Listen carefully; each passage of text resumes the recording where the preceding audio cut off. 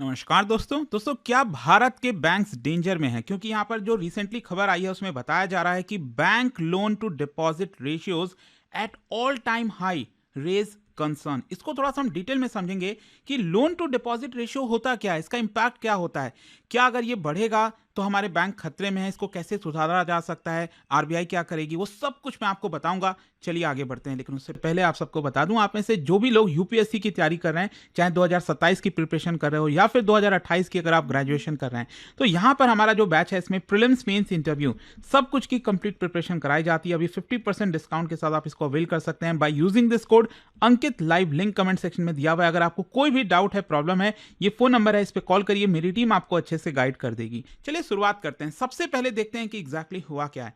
देखिए, भारत का जो बैंकिंग सिस्टम है वहां पर record high loan to deposit ratio देखने को मिल रहा है, which is around 81%। Don't worry, मैं आपको बताऊंगा इसके बारे में।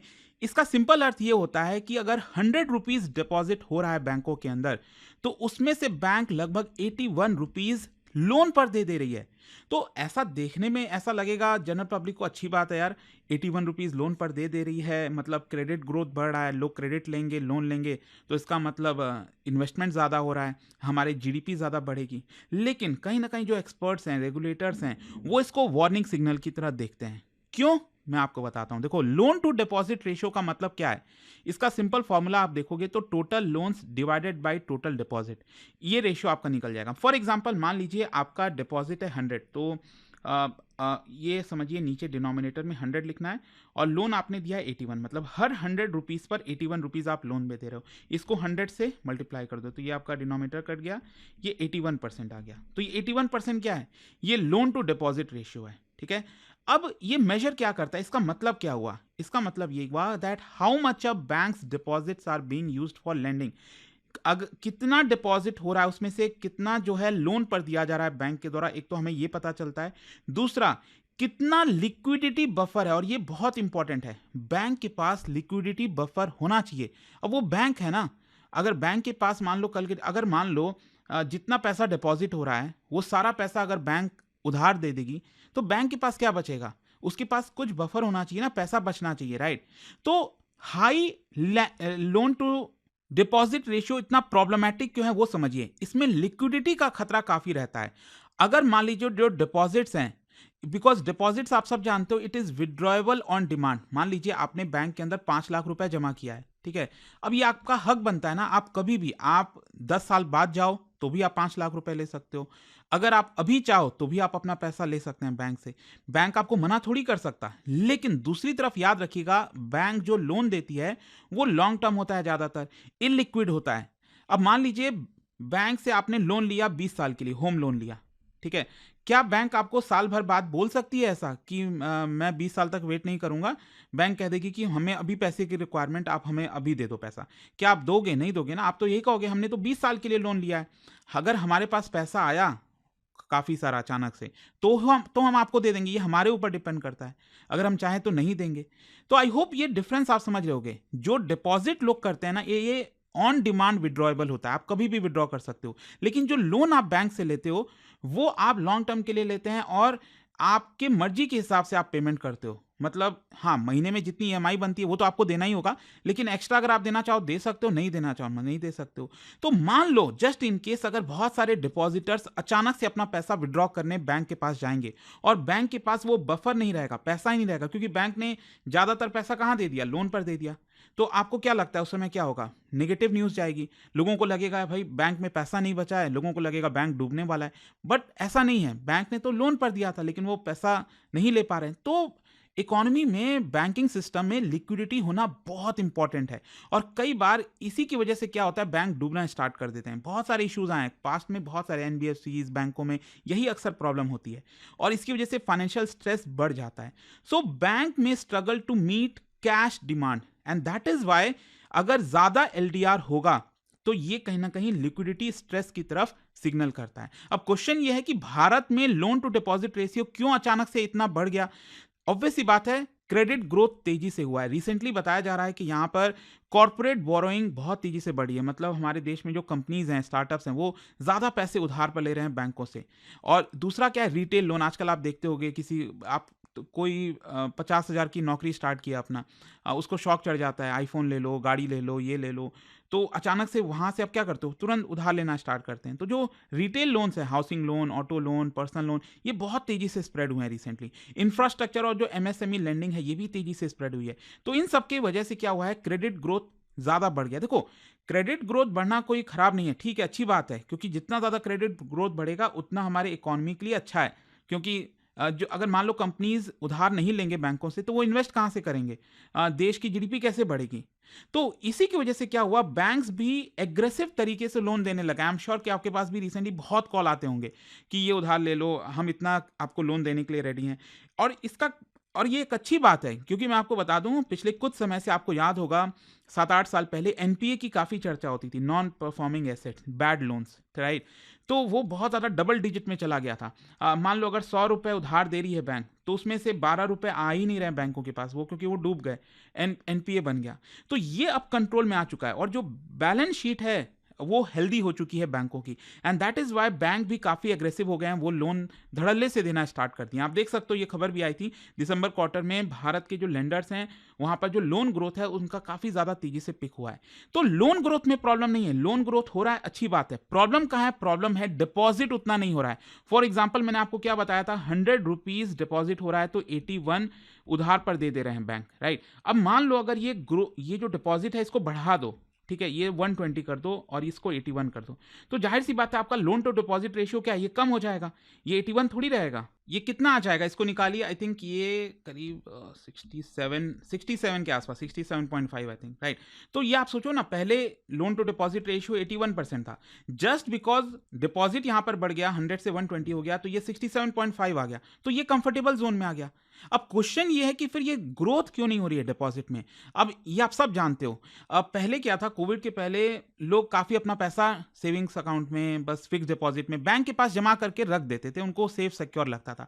अब क्या हुआ है, माइंडसेट चेंज होता जा रहा है। जो हाउस होल्ड्स हैं वो अपना सेविंग्स को शिफ्ट कर रहे हैं, उनको अब लग रहा है, अब रील भी आजकल लोग देख रहे हैं, उनको लग रहा है कि यार ये फिक्स डिपॉजिट में 5%, 6%, सेविंग्स अकाउंट में 3%, इसका कोई फ़ायदा है नहीं, क्योंकि इन्फ्लेशन को आप बीट कर नहीं पा रहे हो। तो लोग अब म्यूचुअल फंड्स में पैसा लगाने लग गए, इक्विटी मार्केट में, स्टॉक मार्केट में directly, insurance, small saving schemes में। तो ये जो पैसा पहले बैंकों में जमा होता था, अब वो शिफ्ट हो रहा है बाकी चीज़ों में। और इसके अलावा लोग कंजम्पशन भी ज़्यादा कर दिए हैं, लोगों की लाइफस्टाइल आजकल चेंज हो गई है, लोग घूमना चाहते हैं, फिरना चाहते हैं, स्पेशली कोविड के बाद ये बहुत फ़र्क आया है। लोगों को लगता है कि यार जीवन एक मिला है, अब क्यों, पहले का माइंडसेट अलग था, आप देखो, लोग सिक्योर, सेफ रहना महसूस करते थे कि अभी पैसा सिक्योर करो, बाद में अपना जीवन जिएंगे, खुलकर जिएंगे। अब क्या है कि नहीं, अब यहाँ पर लोग खुलकर कंजम्पशन करना चाहते हैं, आज जी लो जो भी है। और इसीलिए क्या हुआ है, बैंकों में पैसा कम जा रहा है और लोग कंजम्पशन पर ज़्यादा खर्चा कर रहे हैं। कंपटीशन भी बढ़ गया है ना फंड्स के लिए, एनबीएफसीज, म्यूचुअल फंड, हर कोई आपको अट्रैक्ट कर रहा है, अरे हमारे पास पैसा लगाओ। आजकल लोग आईपीओ आप देखो ना, कितना गुना गुना पैसा लगने लग गया, पहले ये होता नहीं था।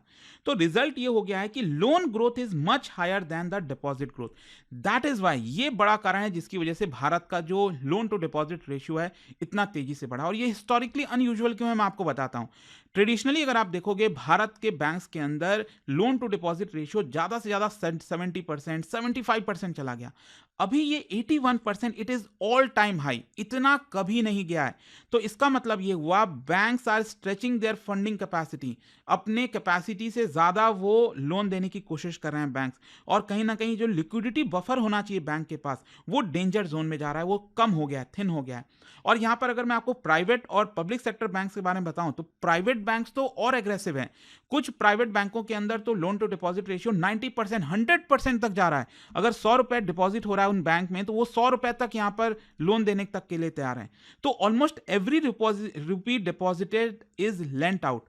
तो बहुत कम रूम बच गया है शॉक के लिए प्राइवेट बैंकों का। और जहां तक पब्लिक सेक्टर बैंक से, ये थोड़ा सा कंजर्व रहते हैं, लेकिन ये भी आजकल बहुत धड़ल्ले से लोन देना स्टार्ट कर चुके हैं।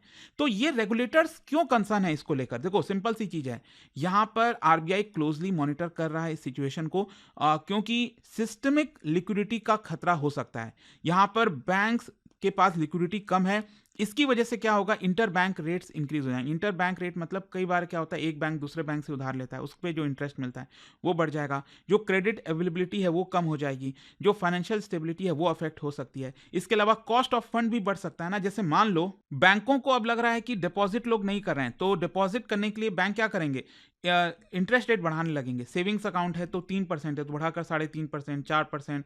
आप देख रहे होगे बहुत कंपटीशन होता है, कोई कोई बैंक, नया बैंक आता है, वो कहता है हम 5% देंगे, 5.5% देंगे, तो ये कंपटीशन बढ़ जाता है। इसकी वजह से अब बैंकों का क्या है, कॉस्ट बढ़ेगा। बैंकों का कॉस्ट बढ़ेगा ज़्यादा इंटरेस्ट देने से, तो प्रॉफिटेबिलिटी उनकी इफेक्ट होगी। तो ये सब थोड़ा सा खतरा होता है। इसका अगर मैं इंटरेस्ट रेट पर असर बताऊं तो डिपॉजिट जो रेट्स हैं वो ज़्यादा हो सकते हैं, और जो लेंडिंग रेट्स है इसमें प्रॉब्लम आ सकती है। देखो आपने देखा होगा मॉनेटरी पॉलिसी कमेटी होती है, हर 2 महीने पे मैं वीडियो बनाता हूं, ठीक है। अब इसमें क्या होता है, रेपो रेट डिसाइड होता है। आज के डेट में आप देखोगे पहले रेपो रेट 6.5% चल रहा था, आरबीआई ने इसको घटाकर, एमपीसी ने घटाकर इसको कर दिया अभी 5.25, राइट। तो आरबीआई चाह रही है कि जो लोन का रेट है वो कम किया जाए, लेकिन अगर मान लो बैंक अपना डिपॉजिट रेट का बढ़ा देंगे, इंटरेस्ट रेट बढ़ा देंगे सेविंग्स अकाउंट पर, फिक्स डिपॉजिट पे, तो क्या वो लोन वाला रेट कम करेंगे? नहीं करेंगे। भले ही आरबीआई कितना कह दे, बैंक तो यही कहेगा ना, हमारा डिपॉजिट रेट ही इतना हाई हो गया तो हम क्यों यहां पर कम करें। तो इसमें थोड़ी सी प्रॉब्लम आएगी। और अगर मैं आपसे कहूं कि अगर ये कंटिन्यू रहा इस तरह से, अगर लोन टू डिपॉजिट रेशियो अगर बढ़ा ही रहा, तो हो सकता है कि आगे चलकर क्या क्या आउटकम्स हो सकते हैं। लोन ग्रोथ आगे चलकर कम हो सकता है, डिपॉजिट रेट्स ज़्यादा हो सकते हैं, क्रेडिट कंडीशंस और टाइट हो सकती हैं, आरबीआई का सुपरविजन यहाँ पर बढ़ सकता है। लेकिन लास्ट में एक चीज़ मैं आपसे कहना चाहूँगा, ये क्लैरिफिकेशन है, ये जो सिचुएशन है इसका मतलब ये नहीं है कि बैंक्स एकदम डेंजर में आ चुके हैं, खत्म हो सकते हैं। एनपीए ध्यान रखिएगा, नॉन परफॉर्मिंग एसेट्स अभी भी काफ़ी कम है, जो कि एक अच्छा साइन है। कैपिटल एडिक्वेसी जो रेशियो होता है वो कंफर्टेबल लेवल पर है। लिक्विडिटी कवरेज रेशियो नॉर्म्स अभी भी अप्लाई होते हैं। मतलब ये रिस्क का सिग्नल है, ये कोलैप्स का सिग्नल नहीं है। ये बहुत इंपॉर्टेंट है। तो आई होप कि इस वीडियो के थ्रू ये जो लोन टू डिपॉजिट रेशियो को लेकर थोड़ा कंसर्न था वो आपको एकदम क्रिस्टल क्लियर अब समझ में आ गया होगा। और जाने से पहले एक बहुत ही इंटरेस्टिंग क्वेश्चन, क्या आप बता सकते हो which of the following instruments is primarily used by banks to meet short term liquidity requirement? अगर बैंक को शॉर्ट टर्म लिक्विडिटी की रिक्वायरमेंट होती है तो इनमें से कौन सा इंस्ट्रूमेंट यूज किया जाता है बैंकों के द्वारा, ये आपको बताना है। और इसका राइट आंसर आप सब जानते हैं, मेरे इंस्टाग्राम पर तो मिलेगा ही, वहां पर अगर आप नहीं हो कोई बात नहीं, टेलीग्राम से ले सकते हैं इसका सही उत्तर। और दोस्तों जैसा मैंने आपको बताया, अगर आप यूपीएससी की तैयारी कर रहे हैं, कोई भी बैच है, चाहे वो आपका 2027 का हो, 28 का हो, 2026 का प्रीलिम्स क्रैश कोर्स लेना चाहते हैं, सबके लिंक कमेंट सेक्शन में दिए हैं, आप बस यूज कर लीजिएगा ये कोड अंकित लाइव मैक्सिमम डिस्काउंट के लिए। और स्पेशली अभी 50% डिस्काउंट आपको मिल जाएगा एक्स्ट्रा, यहाँ पर आपको मिल रहा है सेल के दौरान। और कोई भी डाउट है, प्रॉब्लम है, इस फोन नंबर पर कॉल करिए, मेरी टीम आपको अच्छे से गाइड कर देगी। स्टडी IQ IAS, आपका सिलेक्शन हमारा मिशन।